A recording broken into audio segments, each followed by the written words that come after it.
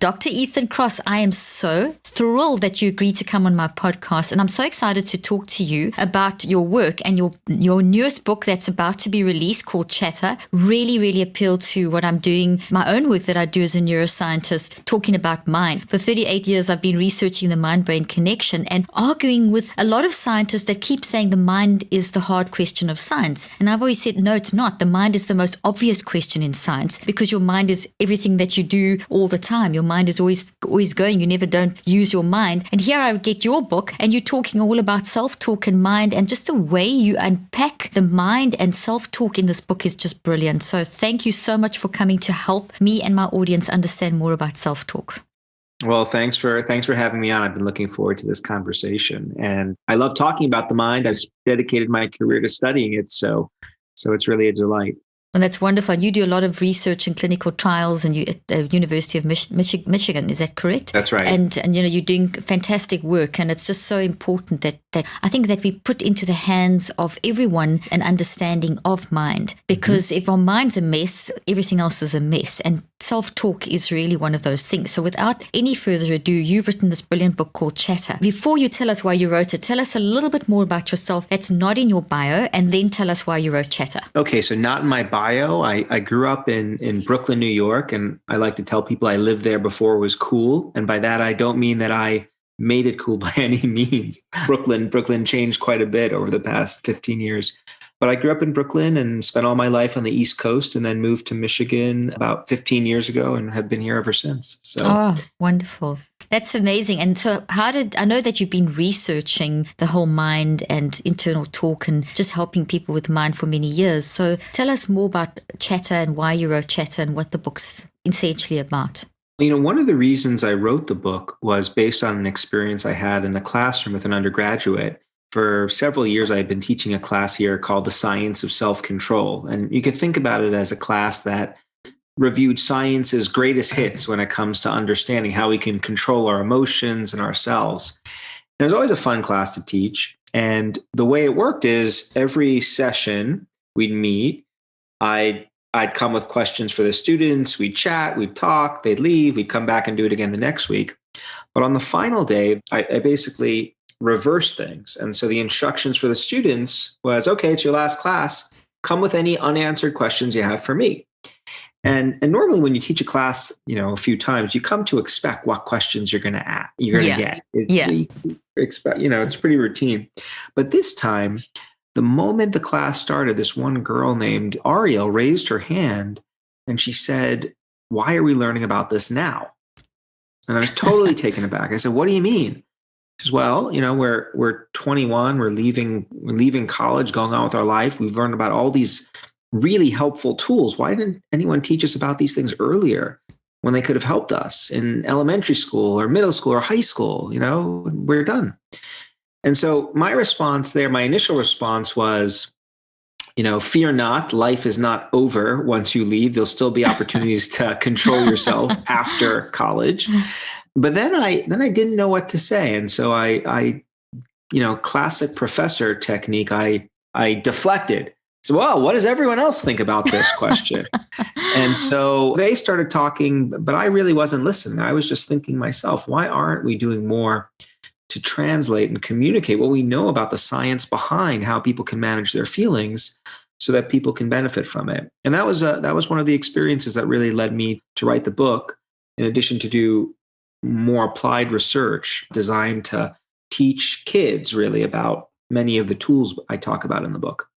Oh, I love that story. I love it so much because the mind is something that's malleable, and we can learn to develop the skill of mind management, and emotion control is so true. I love her question, and I'm glad it prompted you, because yes, we should be teaching our kids from as young as 2 and 3 how to manage their mind, which is something in my practice and work I've been doing for years. But I'm so glad that people like yourself are actually doing research on this and writing books and putting this into the layperson's hands. I think we'd have a lot better world if we all knew more about mind. We know so much about about so much else, but we've left mind up to the philosophers. And that's why I do what I do. And I know that's why you do what you do. So this is just such an essential conversation. You also had an interesting thing in your preface. I was really enjoying your preface and your introduction, where you spoke about how your dad would tell you to look inside yourself, and how that's a typical kind of philosophical wise thing to do. And it's correct, but you say how we can actually look inside ourselves and we can actually sabotage ourselves if we don't do it properly. And that I found very interesting because it's so accurate. Can you talk a little bit more about what your dad said and how it can be good but also can be bad? Yeah. So when starting from around the time I was 3 years old, my dad would prompt me to turn my attention inward, to go inside. He would tell me whenever something bad happened or I was upset about something. And the idea was that introspecting, reflecting on my feelings would be a route to finding solutions to those problems. And my dad was my hero growing up, and I listened to what he said and I followed his advice really throughout my childhood and adolescence. When bad things happened, whether they were my mom punishing me for eating an extra cookie or 10 after dinner, to not cleaning my room, to, what do I do when the girl I wanted to ask out said no in high school? I would introspect, come up with a solution, and move on. I wouldn't really get stuck. And so it was a really useful skill. And then I got to college, and during my second semester, I took a psychology class just on a whim. Let me see what this is about. And there on the syllabus, on the schedule, was a class on introspection. And I was, this is going to be great. I've been doing this forever.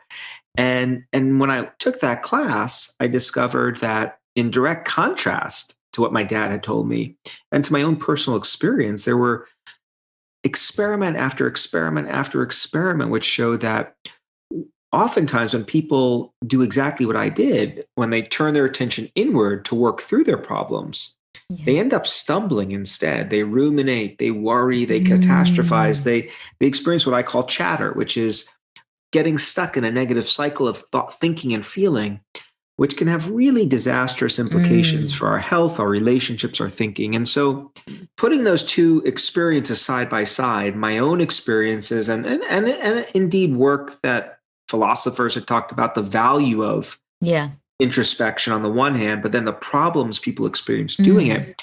This to me became a giant puzzle. And I think it is one of the big puzzles of the human mind. Why do we have this capacity, this ability to use our mind to solve problems, to innovate, to create? And yet, when we try to enlist our mind, when we're feeling upset, angry, anxious, depressed, it often just makes it worse. And so I spent a lot of time trying to figure out why that happens. And most importantly, when it happens, when people find themselves stumbling and experience chatter, what are the tools that they can use to break out of that negative cycle of thinking and feeling so that they can manage their problems more effectively? And that's really what the book is about. So answer those questions. I love it. That's why. Why does this happen and what can you do to manage it? And I know that you can't give it all, and people will definitely get your book. Can you hold up your book? Do you mind? I don't have one. Sure. Happy to. So this is the book, guys, that I really recommend you get because it'll help you understand what Dr. Ethan Kross is about to teach us about self-talk, or what's good, what's bad, and how to manage it. Yes.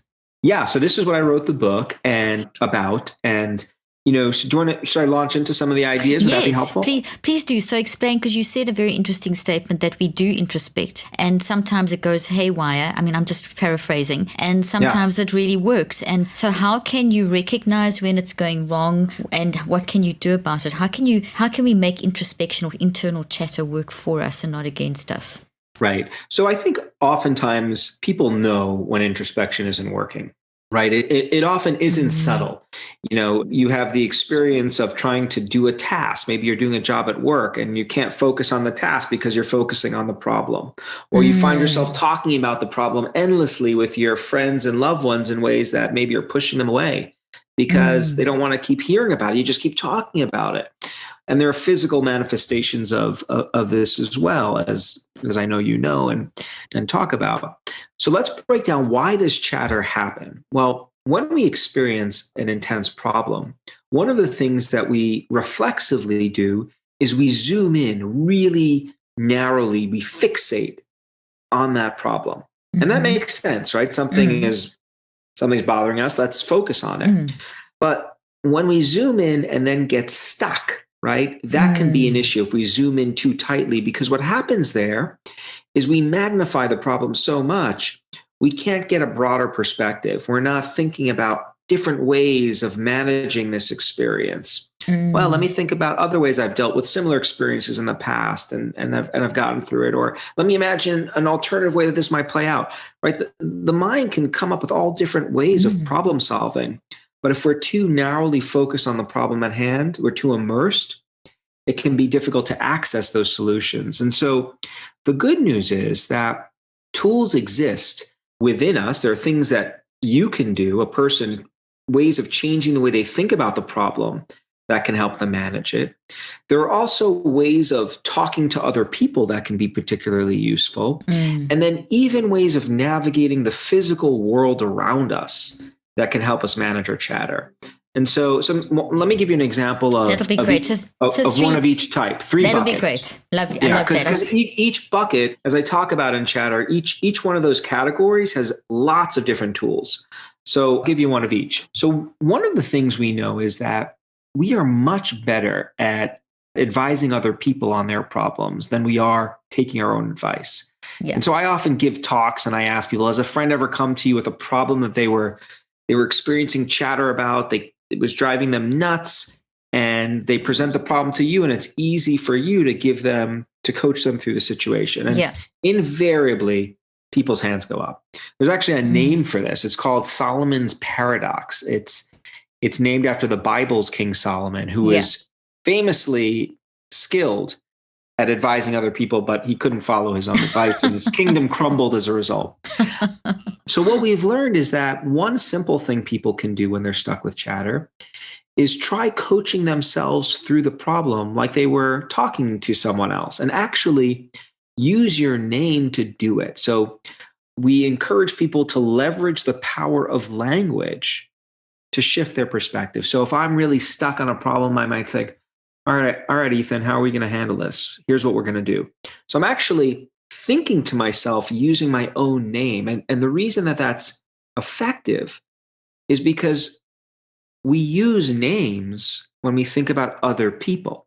And so essentially when we're using our own name, it's almost as though we're tricking ourselves into thinking about ourselves as though we were someone else. And so that's called distant self-talk. And it's something a lot of athletes and people more generally rely on when they're under stress, and it can be helpful. So that's one thing you could do. Another thing is to leverage the power of our close relationships. And so other people are in an ideal position to often help us work through our problems because they've got distance from them. It's not happening to them, as we just talked about. The tricky thing is, though, that getting good chatter support from other people, it involves two things. And I think it requires people to be really deliberate about who they go to for help, because you want to find people who can both empathize with you and show they care, ask you about what you're feeling and what happened, but people who don't stop there, people who additionally try to get you to break out of that immersed way of thinking, think about alternatives, right? So Caroline, tell me, that was an awful experience. I'm so sorry. You've experienced something like that in the past, a terrible podcast interview. How did you deal with it? What'd you do in that situation? Or, that's one way they might ask you a question to break you out of the immersion, or maybe they do something like, that's awful. I really, you have my sympathy. I experienced something just like that a few months ago, and here's what I did. So that's me offering advice. Modeling, yeah. But a lot of exchanges between very well-intentioned others don't go that far. They stop at just providing empathy and validating the other person. And those are very important qualities, but in and of themselves, they're not sufficient for helping the person work through the experience. I wanted to undergird what you said because, both points that you've just made now are so scientific. You've said them in such a beautiful, simple way. You've just delivered them into a way that's like so accessible. But it's pure science, what you're saying as well. We see the changes in the brain when you do the distancing. I've done some research developing a technique that's related to that called the multiple perspective advantage. And you see the changes in the alpha asymmetry, which then gets balanced and increases in the frontal lobe, and gamma changes. And you see major changes in blood flow and all kinds of things. So we do see a response in the brain. Absolutely. When we stand back. I love that you said that. And I also love that you said something that's so important. I don't know if you've picked it up, Ethan, that in the current wellness movement now, there's a tremendous amount of validate, be authentic, listen. And it's so important, as you said, but you said something else profound, and I wanted to emphasize it for the listeners because it's something that I say a lot as well, but you said it so beautifully. You said, go further. Not everyone goes further. They listen, but they don't go further. And you've very clearly said it's maybe ask a question. You used the example of me. Caroline, have you had a bad podcast experience and what did you do? So you actually listened and you had empathy, but you took it one step further by asking a question to prompt the person to think beyond the situation. And then the second tool you offered was also listen with empathy and compassion. But then you said, oh, I experienced something similar. And then you modeled what you did. And that's just something that people can then learn from. I'm so glad you said that because I don't know if you've noticed, but I've noticed in the world that I move in and that there's been a tendency to eliminate those two things. It's just listen to people, just listen. And we should just listen. We should, and we need to judge when to come in. But there is nothing wrong with bringing your story in if it's done, not in you must do what I did. As long as the person feels heard and validated, I think this is what you're saying as well. Make sure the person feels that you've empathized, that you've heard, that you've validated, and just say, maybe I could offer some advice. This happened to me. So you can probe gently. But I love the fact that you're adding that level of perspective, adding something on to just the listening. So I just wanted to say, thanks for saying that. That's really great. Really great. Everything, I'm a scientist, so everything I'm talking about is science-based. Yeah, exactly. With data behind it. But, to your point, Caroline, about stopping at the first step, I tell a story in the book about how right now in popular culture, and this has been true for a while, there's a very strong intuition that the route to feeling better about things that provoke chatter is to vent our emotions, to find someone to unload how we feel, get it out. And there's been a lot of data on this, which show that when you just vent, just talk about your emotions without taking that second step, what that does is it does make us feel more connected to the person we're talking to because, hey, look, there's someone here who cares enough about me to actually stop and listen. That's great. But it doesn't do anything to make you feel better about the problem you're talking about. Thank you. So good. If anything, it just keeps the negative feelings active because you're just rehearsing what happened and what you felt. You're reliving that experience. Exactly. You really do have to go to the next step. And as you said, there's an artistry to this because time is involved. The moment that you have a negative experience, you're rejected or insulted, it may take some time before you're ready to be receptive to that probe. But that's part of what a good friend, advisor can help figure out. So other people can be an incredibly powerful tool for helping us manage chatter. But, and I want to emphasize, this is an important but, they can also be a vulnerability.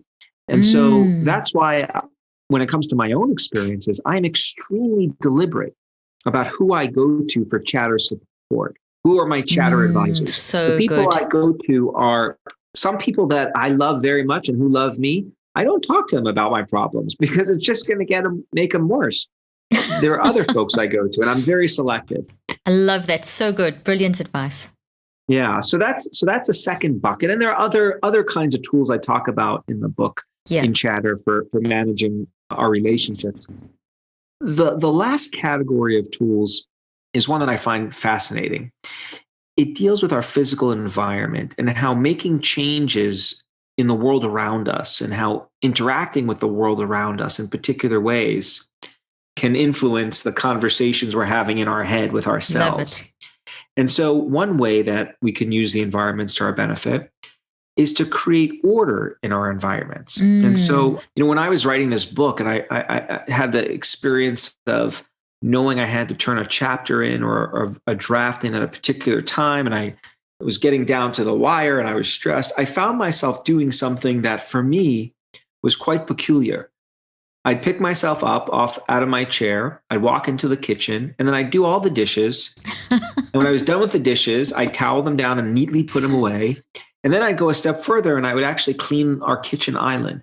Now, this is peculiar, Caroline, because I'm not a particularly neat individual.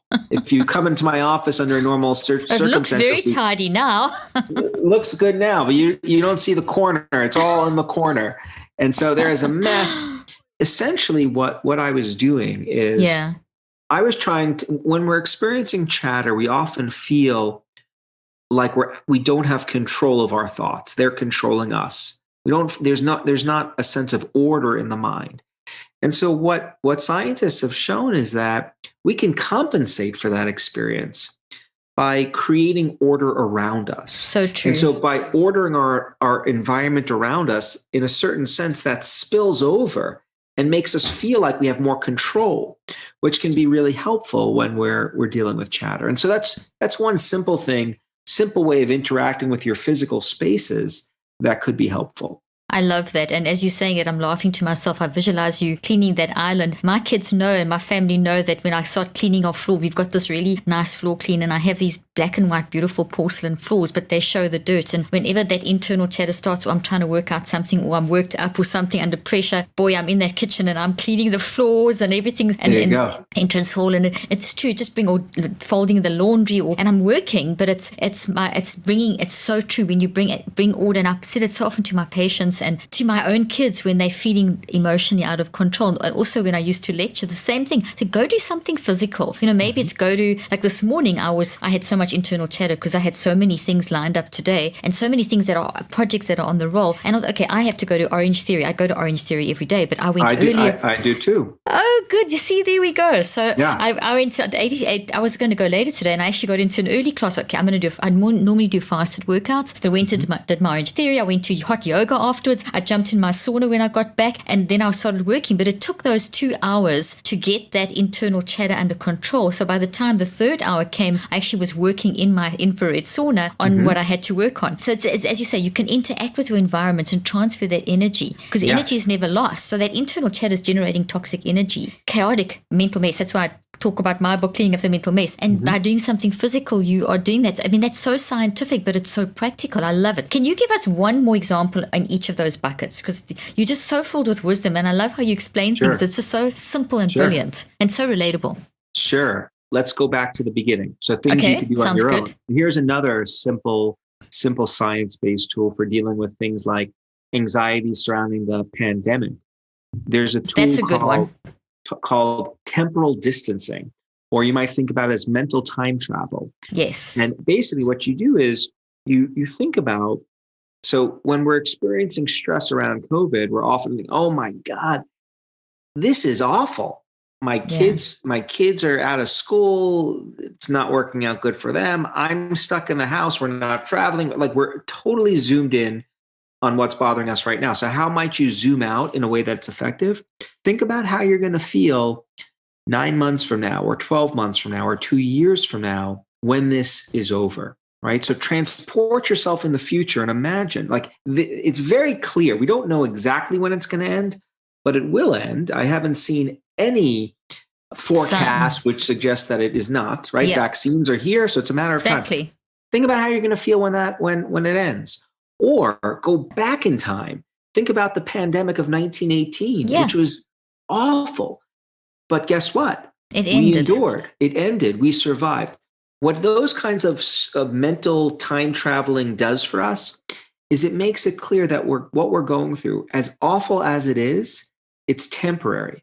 It will pass. And when we have that recognition, that gives us hope and makes us feel better. And so oftentimes, if I'm feeling chatter is going about something at work, a paper didn't work out, or a difficult exchange, I think to myself, well, how are you going to feel about this 2 days from now or a week from now? And that does help. So that's another science-based distancing tool you can use. I love it. I'm so glad you brought that up because I actually wrote about that in my book too. And I actually talked about it in terms of directed neuroplasticity, because when you do it, you are changing. You actually do build another network in your brain. And if you think and you draw on that previous experience, as you've said, like what you've read about the Spanish flu ending, or whatever you use to get yourself into the future. So I'm so glad you brought that up, because it is very effective. A lot of people may resist that and say, I just can't. But then I always say, I can't is a decision. You can choose to stay in this mood now, or you can actually try these things and train, and because your mind is malleable and your brain's malleable, you can change it. So I'm so glad you brought that up. Okay. Yeah. So that's this another exercise for self, and now you're going to do one with people, the second bucket. Yeah. So the second bucket, you could do something called invisible support. And so other people, one thing I think science suggests you need to be careful about is sometimes we see people in our lives who we care about who are struggling with chatter, but they don't ask you for help. And when they're struggling and they don't ask, there is a risk of you volunteering help, because doing so can make that person feel insecure or inadequate. So I'll give you a concrete example. My oldest daughter is 11 years old. 10 going on 11, and she's doing her homework. I see her struggling. Let me show you a trick for how to do this. And all I want to do is be the helpful dad. Yeah. But the instant I volunteer that offer of help, there's an explosion of a volcanic eruption. Did I ask for your help? Why do you think I need your help? I don't need your help. You think I'm stupid? There's a whole lot of consequences there. A whole lot of consequences. And so I'm sure many other parents or partners can relate to that. And so what research suggests is if a person comes to you and they want to talk about an experience, engage in the kinds of validation and broadening that we talked about earlier. But if they're not specifically asking for help, there are still things you can do. You can help them outside of their awareness, what we call invisible support. So if I know she's struggling, she's dealing with work and there's kid stuff, doing things as simple as picking up the groceries and the dry cleaning, right? Making dinner. That's an invisible way of supporting her. It's one thing less that she doesn't have to worry about, which reduces her chatter. So, you talked earlier about you had Orange Theory and infrared and hot yoga. Imagine if your day could have been made easier by someone around you. Invisible support. Another thing you could do It happened. I actually had that too, because I've got four kids, and they're all in their 20s, and 2 live at home with us. And one of them, she just noticed, she saw I wasn't totally focused and just wasn't. And she just texted me and said, Mom, what can I do to help you today? And that was it. It was there was just like this immediate relief. And it just made me feel different. So that is so true. I love your example. As you were saying, that made me think of that, which made the rest of my Orange Theory and everything work better. Well, I'm jealous that you got Orange Theory and I did not. So I'll go to the other category, but there are lots of other ways that you can help people invisibly. And in chatter, in this section of the book that we talk about other people, there's also ways of leveraging your social networks, like your online social networks, that can be useful too. And so there's a lot of material there for folks who are interested, a lot of science that they can look at. So let me tell you about one more tool. I'll tell you about one more environmental tool, which I really find it just such interesting science. And it has to do with the experience of awe, seeking out emotional experiences of awe. So we experience awe when we're in the presence of something vast that we have trouble explaining. So I experience it when I look up at the sky. I can't do it now in Michigan, which is where I am right now, because there's clouds everywhere. But when it's not cloudy, I look up at the sky at night and I think about all the stars in the sky, and I have trouble understanding. I can't contemplate how many planets are there in the universe. Like, it's a mind blower to me, and I experience awe as a result. Beautiful. Sometimes I feel awe when I go for a walk in the woods and I think about these trees that have been here for hundreds of years, through blizzards and hurricanes and what have you. What science shows is that when people experience awe, that has an effect on their chatter. Mm. Because when we're in the presence of something vast and indescribable, that makes us and the concerns that we have feel a whole lot smaller. Love that. So, take on the one hand, I'm contemplating the size of the universe or a tree that's been here for hundreds of years. And then I'm thinking about how I felt because that person told me they didn't like my paper. It feels a lot smaller. And with That's that, lovely. what they call shrinking of the self comes emotional relief. And so, another thing listeners can do is seek out awe-inspiring experiences. And you could do it by going outside and finding whatever your awe triggers are, but you can also do it from your own home, watching, their experiments, which you could watch movies of awe-inspiring things, and it could have that kind of experience. So that's just one other way of interacting with your environment. That can be useful. That's beautiful. That's beautiful. Those are so practical. And as you're speaking, and people can relate to that because those are things that we all understand, but don't always leverage to manage something like rumination or internal chatter that's going on, which is really amazing. So time for one more question. I wanted to actually, where is it here? You speak about the default mode network a little bit. You make a bit of reference to that. And I've done a lot of work in that area too. And I'm fascinated because I encourage people to take thinker moments, which is those moments where you do access your internal chatter and where you can learn from it. And you said something earlier on, which was sort of an indirect reference to the default mode network. And you said something about how must introspect. And when you do introspect, that is when we do switch off to the external, switch on to the internal. You get a lot of activity in the default mode network in the brain. But you also said that we need to not just go in the hamster wheel. I'm paraphrasing, that we need to progress forward. Could we just readdress that a little bit? Can you talk a little bit about the default mode network and how there is quite a lot of research showing that it's so important that we do allow our minds to wander, that mind wandering is actually a very healthy thing, but how we've got to make sure that the mind wandering is not this, but it's actually forward moving. And I know that's something you've sort of addressed, but I wanted to just take it a little bit deeper. Sure. So, there's a current movement that suggests that we should strive to be in the moment. And that was the other question I wanted to relate it to. So thank you. Yeah. And being in the moment is great. It's something that I value. I think many people do, and it can have some anxiety fighting qualities and depression fighting qualities. But there is something that I think it's important people know about the human mind, which is it is not designed. We have not evolved to be in the moment all the time. To the contrary. I loved it when you wrote that. Evolved this capacity to float away, to not be in the moment, to be in our minds, to think about the future, to think about the past. We spend between a half to a third of our waking hours not in the moment, instead lost in thought. And this is not a bad thing. Exactly. I think this is one of the key elements that make human beings unique, that distinguish us from other species. The ability to float away, to get lost in thought. This is what allows us to innovate, to create, to problem solve. It's an incredible tool.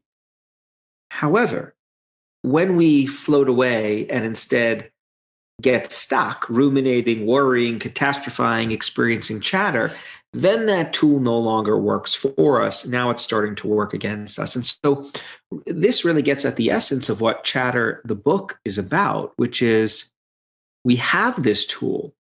How do we make it work for us rather than against us? By way of analogy, think of a hammer.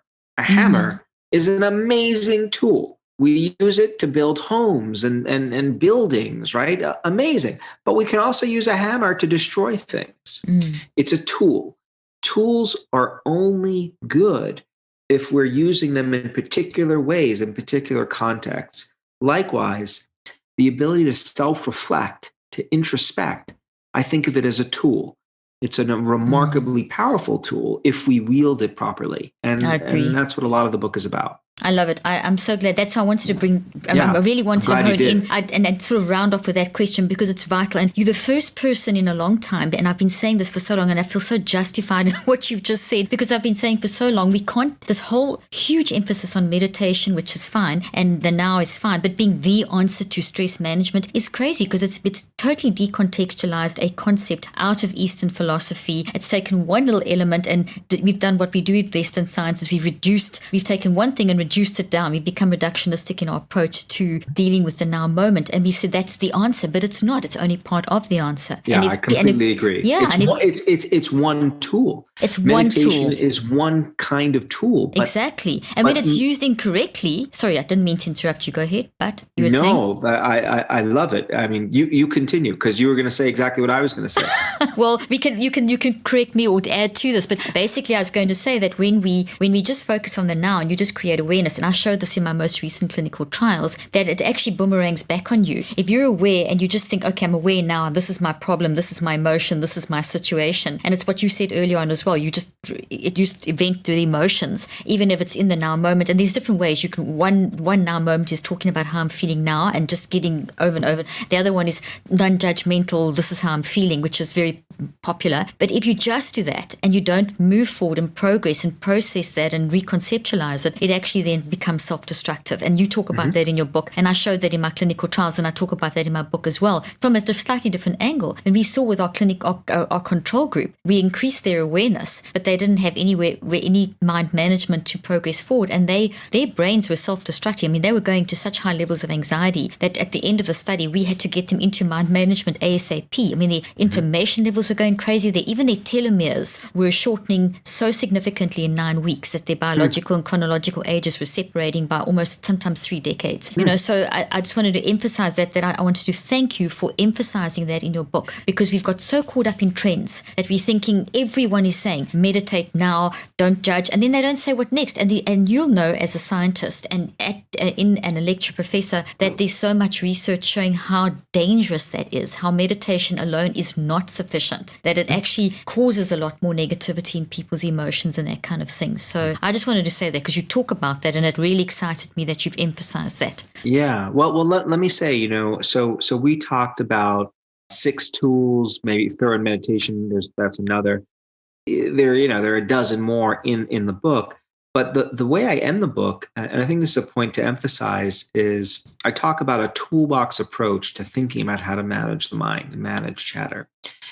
Different tools work for different people in different situations. I think the challenge we face both in the science and in life is to figure out what are the combinations of tools that work best for different people in different situations. Exactly. Right. And so that I think is so it's not one magic. No, it's not a cookie. No, it's not cookie cutter. It's not a cookie cutter either. No. There are many infinite combinations.